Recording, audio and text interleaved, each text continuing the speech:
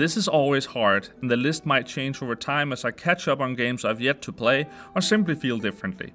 And I decided not to count re-releases like The Last of Us, which is still my favorite game of all time, #best game ever, but let's not get into that. This is my top 5 games released in 2014. Number 5, Trials Fusion. I've been a fan of Trials for a long time, and it finally arrived on PlayStation.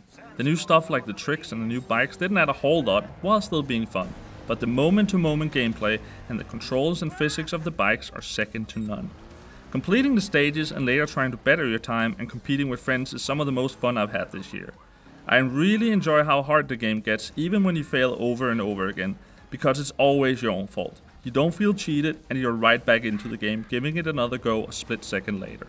Number 4, Far Cry 4. There are a lot of good things in Far Cry 4. The game looks great, the story is pretty good, and the characters feel like real people most of the time.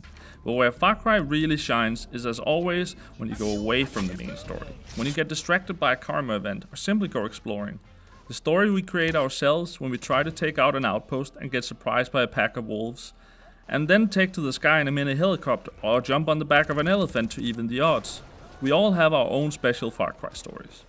Number 3, Infamous Second Son.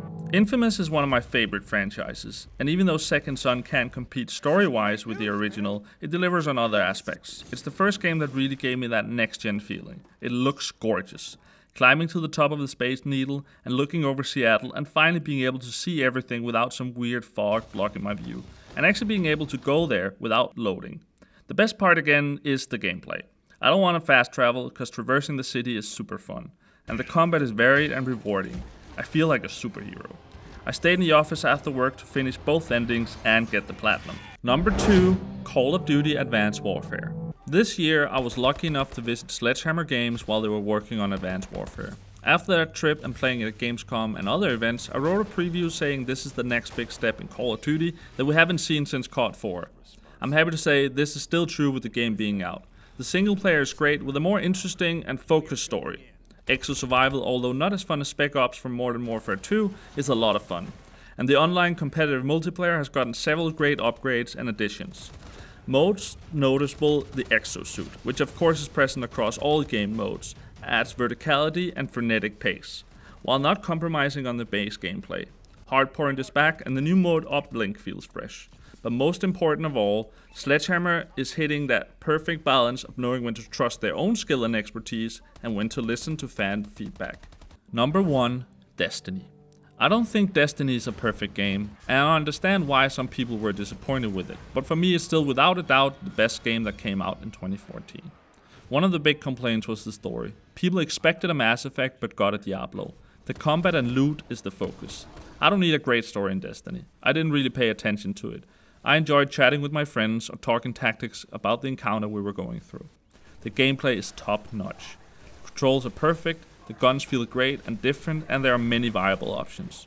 The different classes and subclasses really changes how you play. Changing up strikes with modifiers makes them play very different. The raids are some of the most interesting missions I have ever played, and the Crucible is a lot of fun, especially the Iron Banner. And let's not forget the game looks amazing.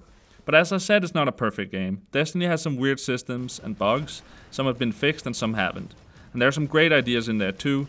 But there are too many currencies, and the light level, although interesting, has together with the RNG loot system made people try to game the system. For instance, by running 3 identical classes, or by cheating the system where they can. But when it comes down to it, I have the most fun when I'm playing Destiny. And it has taken over my life in a way I don't think a game has done since I was a kid. So there you have it. My game of the year is Destiny.